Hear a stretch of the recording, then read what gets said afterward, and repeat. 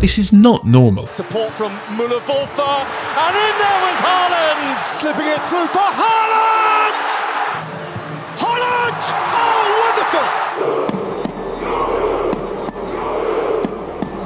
wonderful! This is Norway's first World Cup appearance since 1998. 28 long years in the wilderness. But what they lack in pedigree, they more than make up for with their hunger, fearlessness, and one truly devastating weapon.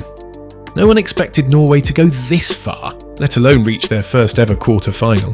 But with Haaland delivering on the biggest stage, he's given an entire nation permission to believe. Their attack was always going to be among the most feared in the tournament, as Solbakken has built a side capable of hurting opponents in a variety of ways. Norway were one of only 2 teams alongside England to win every single match in qualifying. They swept all 8 games, scoring a remarkable 37 goals from an XG of just 27.2 and conceding only 5, while their average of 4.6 goals per game was the highest ever recorded by a European nation in a single World Cup qualifying campaign. The results were just as emphatic as the numbers suggest.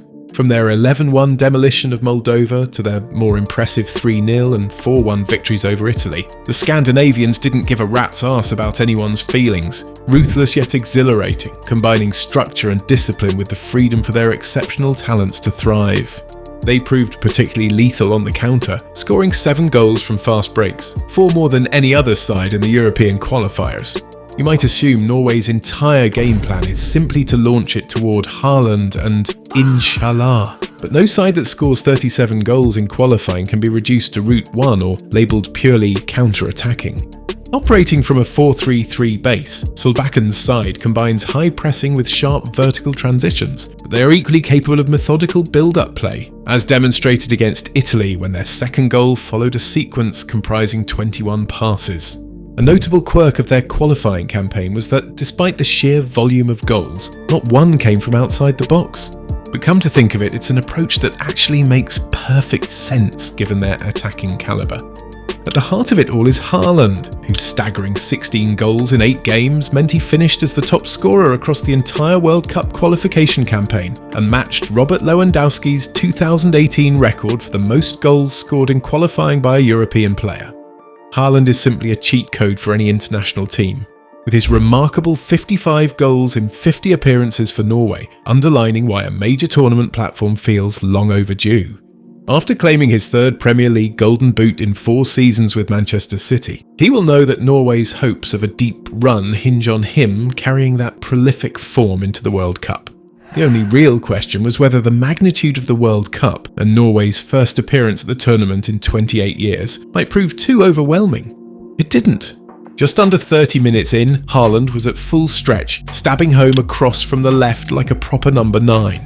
He then doubled his tally after charging down the Iraqi goalkeeper, blocking a clearance, and watching as the ball ricocheted off him and into the net. Seriously, the mere sight of this 6'4" Viking sprinting at you at full speed would be enough to make anyone shit themselves. He actually rose to the occasion. Important goal scoring is what he does best. 11 consecutive games now for Norway that he scored a goal. His second brace of the tournament, this time against Senegal, sealed Norway's place in the knockout rounds.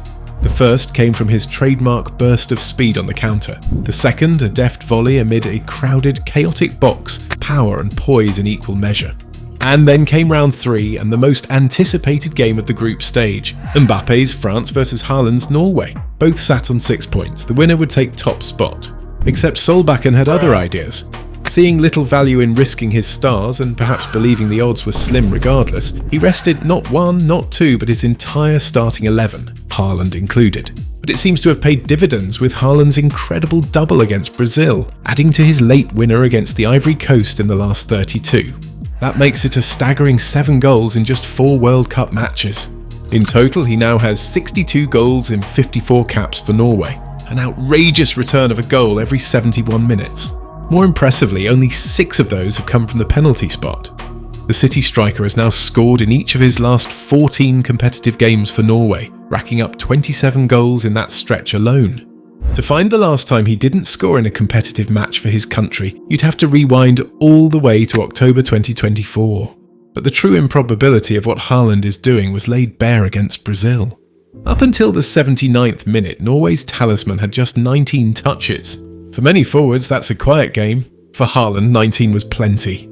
He finished the match with 30 touches in total, the same as Alexander Sorloth, who was substituted at half-time for lack of impact. Clearly, context is everything. 3 of those touches came in the 90th minute, and just like that, game over. After the adrenaline-fueled celebration of his first goal, there was barely a flicker of emotion for his second. Ice in his veins.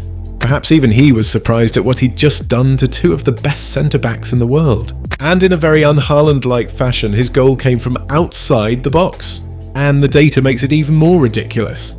His 2 goals that night carried a combined XG of just 0.39, while across the tournament his 7 goals have come from a combined XG of just over 4. Clinical doesn't begin to cover it. Norway had previously never won a World Cup knockout match. Fast forward to now and they've won 2 in a row. What makes this Norway team special for you? I guess their beliefs on what they can achieve and with their fans, you know, but it's yeah, I think it's more the mentality of everything that makes the difference. Now they're in the last 8 with England waiting. Beyond that, Argentina and then France? Or, to put it another way, potential head-to-head battles with Harry Kane, Lionel Messi and Kylian Mbappe.